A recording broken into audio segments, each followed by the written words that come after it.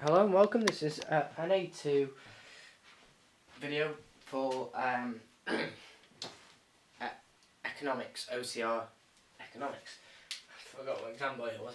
Anyway, so in this video we're going to be looking at the final market structure. So it's the last of the big bunch, so to speak. So you'll be glad to hear this market structure isn't too difficult. It's fairly understandable. It's just mixing the two. Well, I'll say mixing, sort of is really.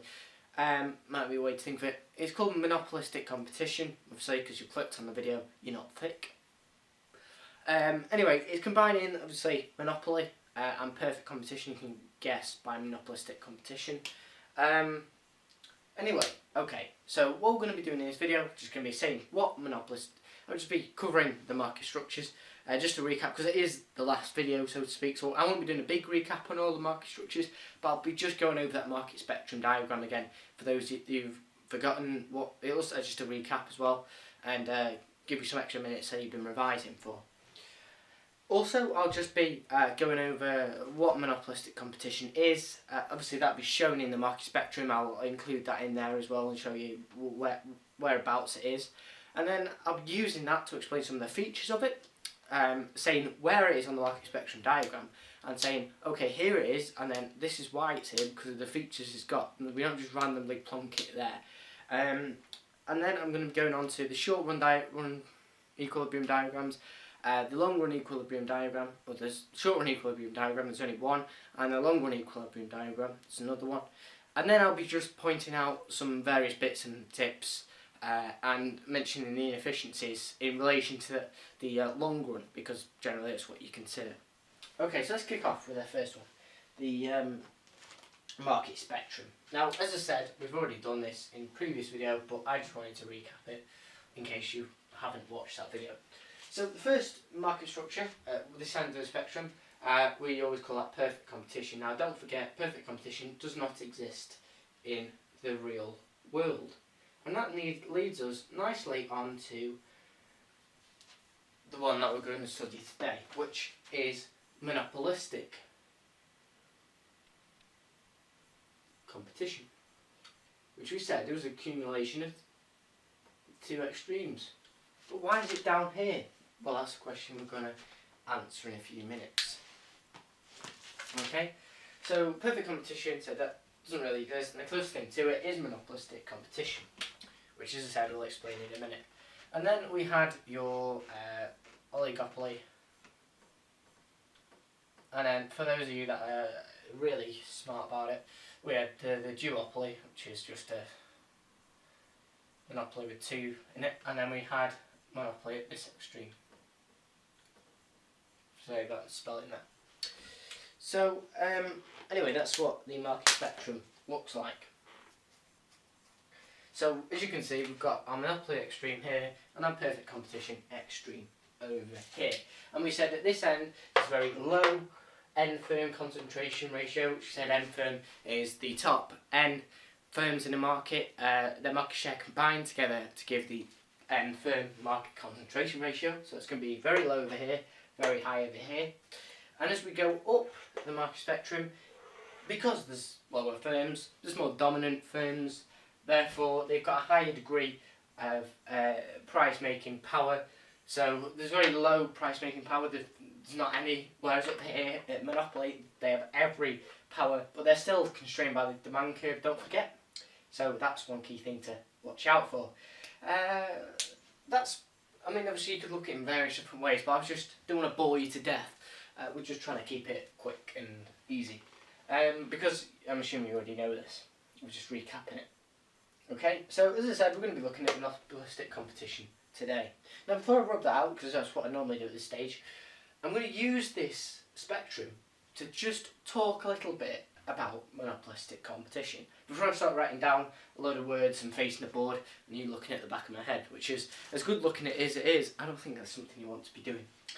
So anyway, right, so why is it there on our market spectrum? Well, that's because of the features of the market, obviously. Now, just to recap, what we just said was this end of the market, there's very low market power in terms of they don't have much say in, you know, the price of the market, so they're all price takers. They're all profit maximisers generally. Anyway, so there's low end firm market concentration ratio, but there's very many firms. If that makes sense. At this end, so we're going to focus on them things. So monopolistic competition has is very similar to perfect competition. They both have a large amount of firms in the market, or a very low end firm concentration ratio, which generally means the same thing. There's a few exceptions, but generally that's what it means. Monopolistic competition, everyone knows everything about everything. However, in monopolistic competition, they do know most things. The best way to describe a monopolistic market is your local town, or Gatley, where I live, where there are many food outlets, and the fast food restaurant, for example, they're very slightly differentiated. So one restaurant might offer a certain different spice to another restaurant. I mean, obviously you can tell I'm quite big, so that's obviously because of where I live, obviously not because of my choices. It just happens. I just see a takeaway and you just can't walk past, and you've got to say, oh, this is a different spice. Anyway, so that's just one of the small things that monopolistic competition. So therefore we can say they're slightly differentiated. So that actually is the key difference between these two. Is perfect competition, we said the products are identical, they're homogeneous products. They're absolutely identical. The only difference is they're being produced in one location as opposed to another one in terms of the factories. Sometimes they're even produced in the same factory, just given a different brand name. But anyway, so that's a different, the monopolistic competition, slightly different spices in your foods, and slightly differentiated products. Monopolistic competition spend a lot on advertising, which leads us to one of our efficiencies that we'll mention later on. But the key thing you need to differentiate these two is monopolistic competition has exactly the same features as a market of perfect competition. That's one of the reasons why we create this idea of perfect competition, so we can explain monopolistic. But the only difference between monopolistic and perfect is that the products are slightly differentiated. Because it's got the word monopoly sort of in it, it's got monopolistic, close enough to monopoly. In monopoly, the products are slightly differentiated, so they're going to have slightly differentiated products in monopolistic competition. I haven't spelled competition right either. Anyway, so that's what the difference is between them two. So I've sort of explained the features of monopolistic competition in there already. So I've actually shortened the revision time some to might be doing happiness, might not be, but suck it, it's a matter. So anyway, okay, so the next thing on the agenda that we were going to go through, I was going to talk about So I'm going to talk about a short run equilibrium now, and the long run equilibrium obviously. The key thing is the short run and the long run, we're not going to be learning any radically new diagrams, or we're not going to be learning any new diagrams, they're just going to be altering ones that we currently know. However, the first one, the short run equilibrium, well actually it's exactly the same as Monopoly. So, if you remember your Monopoly one, looked something like this, so I'll just draw it quickly so I can get my head out of the way. So if it's not perfect, I'll try and make it. So I'll just do it.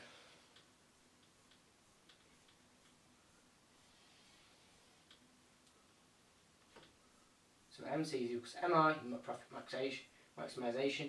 You draw a dotted line up to your demand curve because they're constrained by the demand curve. You plot the price P, you draw a dash across from where it intersects the average total cost curve, you put C, and then you do a quantity Q. So hopefully that should be fairly familiar. So all of that is that's the short run equilibrium diagram for your monopolistic competition. Obviously you'd have A, B and C, but I'm not bothered with all that. The only thing I would say is I've drawn this the same just so you can see where we're coming from as Monopoly. But this curve, the demand curve, is equal to AR, that is generally considered to be elastic. So that's just, if you just want to put a key thing there on your diagram and you're explaining it in the exam, it is considered to be elastic. inelastic is obviously price elastic of demand. So demand is generally considered to be sensitive to price, and that's because there are many substitutes in this market. There are many buyers and sellers, and many buyers and sellers have very good knowledge, so they know what each firm is producing. Sorry, that's the word there. So if they increase the price, it's very easy for someone else to switch. But I just drew it as a monopoly, just so you could. I'm not drawing anything too different, so you can see where the diagram's initially coming from. But if we were to redraw this diagram, now you know where it's come from. The curve would be a lot sort of shallower. The gradient wouldn't be as extreme. If it's not really extreme, but still. I would just put the word, this is PED is greater than 1, or PED is less than -1 if you want to be realistic with it.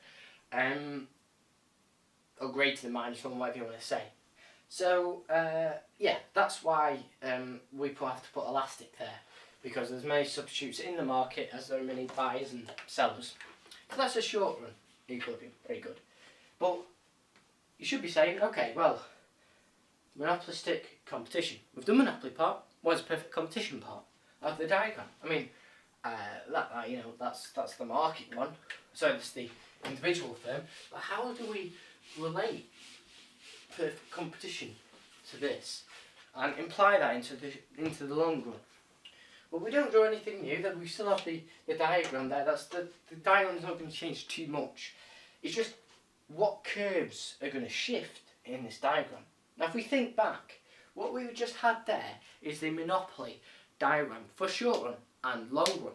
And on that diagram, we said, oh, the monopoly makes, well, we didn't say in this video because I couldn't be bothered, but I'm going to now. In the monopoly video, we said, okay, so monopoly, we said, talks about the total revenue being higher than the total cost, and because the price is larger than the average total cost, that's the cost of all the factors of production, so land, labour, capital and enterprise the enterprise being a wage. So as it's bigger than that, we had abnormal profit. So what we've just proved there, without me saying it, is that an abnormal profit in the short run of monopolistic competition. Okay, so hopefully that makes some kind of sense. I mean, it's just going off that diagram. If you don't want to learn a bit more about that, how we got the abnormal profit from there, do go back and check out my monopoly video. So I didn't just do that out of forgetting, even though I probably did. Is to make you go back and watch that other video. If I'm not going to force you to screen and watch me talk, because you wouldn't survive it. I don't know how you're surviving this, to be honest. Probably just talking to myself. Anyway, so probably I am. So anyway, we talked about the short run there being the monopoly diagram. Now, the key thing with that monopoly diagram is, in the context of a monopoly, we said the curves cannot move.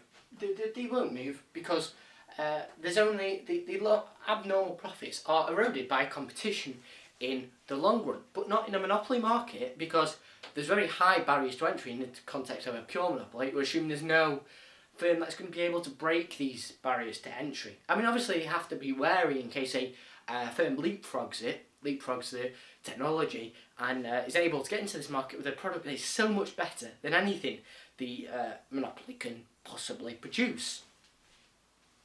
But in the context of monopolistic competition, we think, oh yes, there's still a part of perfect competition in there. And one of the things that perfect competition has, that monopoly doesn't, is, apart from many other things, is the very, very low or no barriers to entry at all.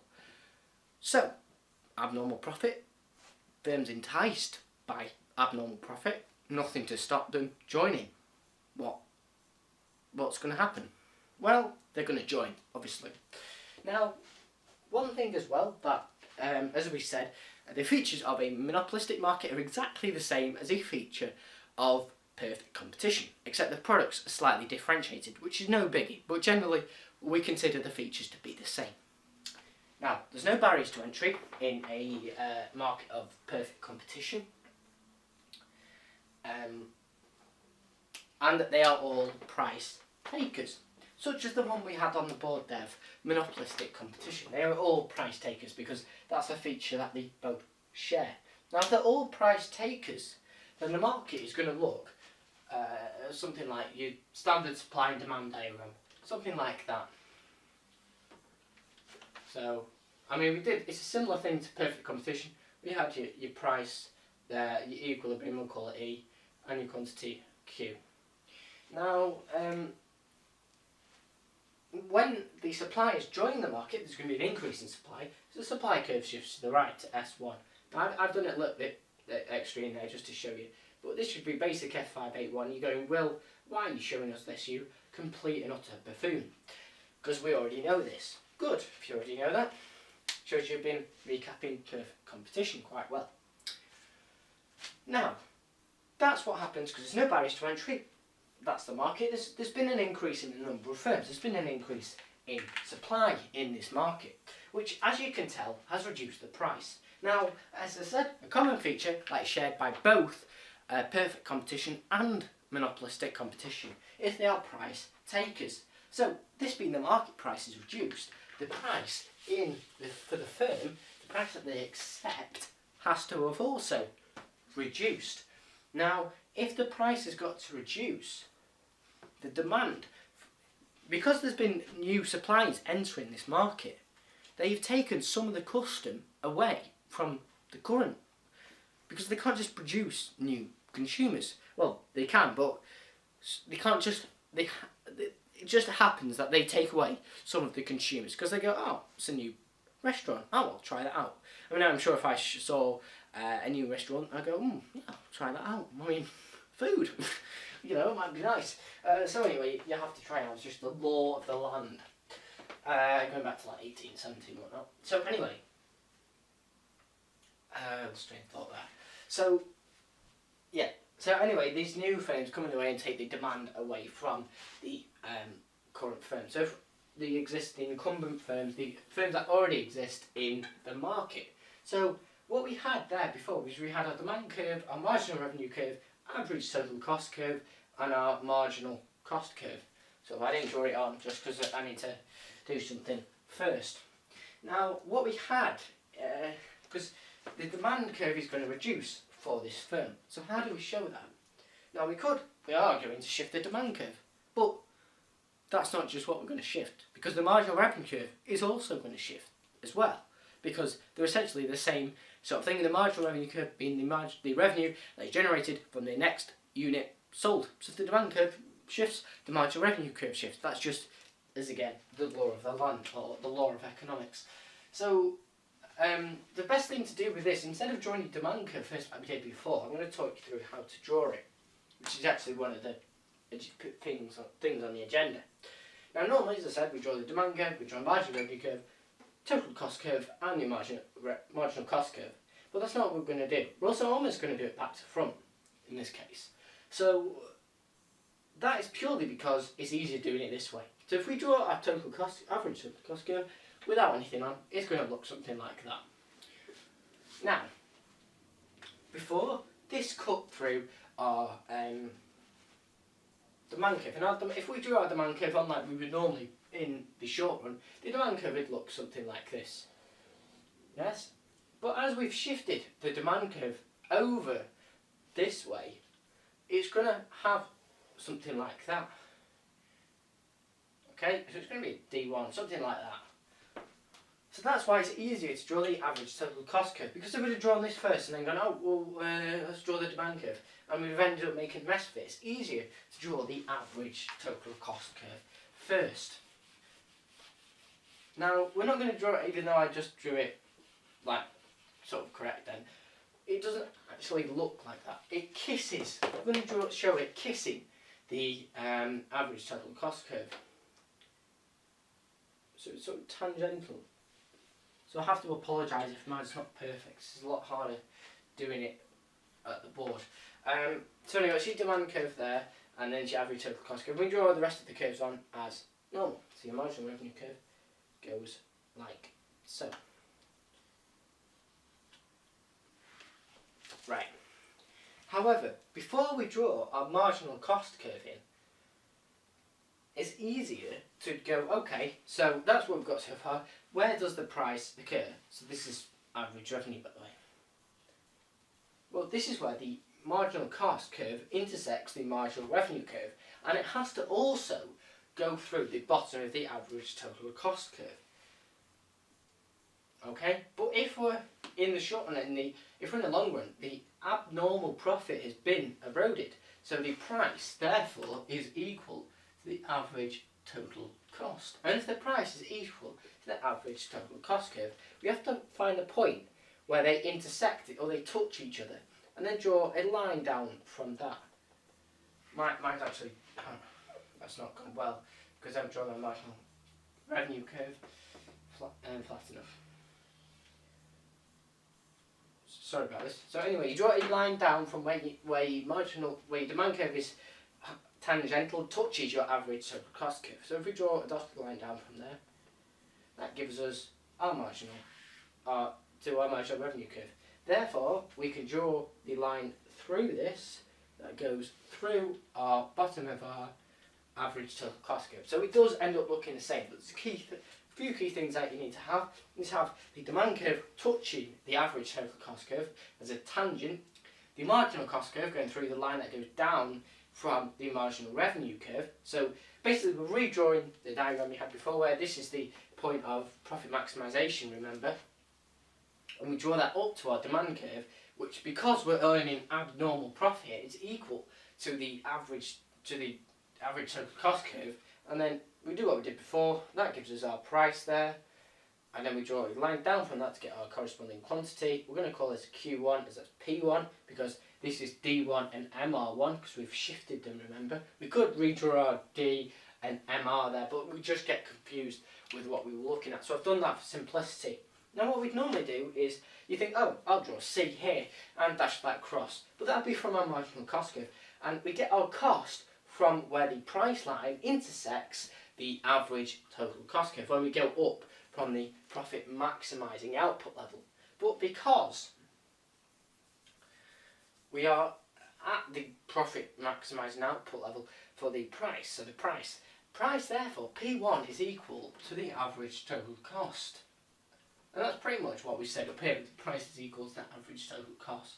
So therefore, they're making abnormal profit, so there won't be any more firms entering this market.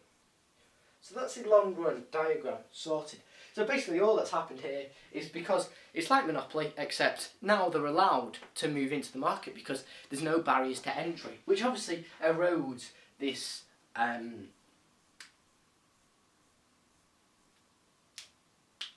abnormal profit, even. Think of the word then for a second. So that's what we end up getting, something like that. Now that's monopolistic competition done and dusted. So just recap. So anyway, monopolistic competition has exactly the same features. Well, actually, I need to talk about efficiency. But anyway, I'll recap first. So monopolistic competition has the exact same features as perfect competition, except the products are slightly differentiated, which gives the firms in the market a slight degree of market price setting, but generally the price takers in the market, you say the price makers. Now, if new firms enter the market, they're going to lose demand, so they don't accept the market price. Actually, sorry, don't know why I said that before. You have to ignore me on that one. So anyway, the demand curve shifts because there's new firms entering them. So yeah, in the short run, the diagram is exactly the same as for the monopoly. But in the long run, because there's no barriers to entry, but there's abnormal profit which entices firms, this means new firms enter the market and they take the demand away. So this is demand, this is the customer demand for the product. And because the customers are now demanding a new firm, they move away from the current firm. This shifts the demand curve and the marginal revenue curve on our original short run diagram, and means we end up earning normal profit, which means there won't be any new firms entering the market. So that's a quick recap. Now, I did just say at the end there, before I started that, sorry, I have to talk about efficiencies. Won't have to, but it's your standard efficiencies. Okay, so let's kick off with the first one. Is it productively efficient? No, because productively efficient occurs where the average total cost is at its lowest point, and it's there, and it's not there. So it's there, and the price is below P1. Now, a firm in monopolistic competition can never possibly be productively efficient. One does not simply become productively efficient in a market of perfect competition. And that is because that we've established P1, that is where there is normal profit. And a firm will never continue to operate in a market, no matter what market it is, if they are earning less than normal profit. That means they're paying to sell something, and you would never do that. So therefore, that's why there is never ever going to be productively efficient. And the reason for all this is because the average total cost curve is too high. And that's because, as we said, there's many small firms in this market. Hence, because they are so small, they've not had the chance to grow.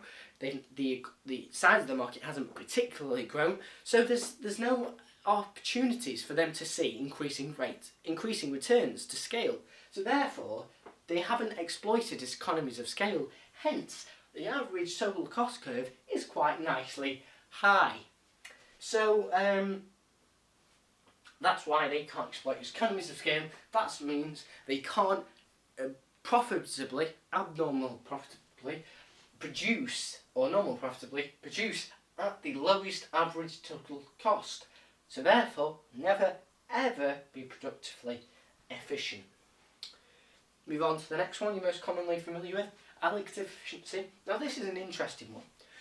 That's how sad my life is. I find elective efficiency interesting. Well, it's not actually interesting, but for the context of this, it's quite interesting because you can get a few more marks off the examiner. Not cash is what I was expecting myself to say then. And that is because we need to recap. What does elective efficiency mean? Well, the first part I always start off with was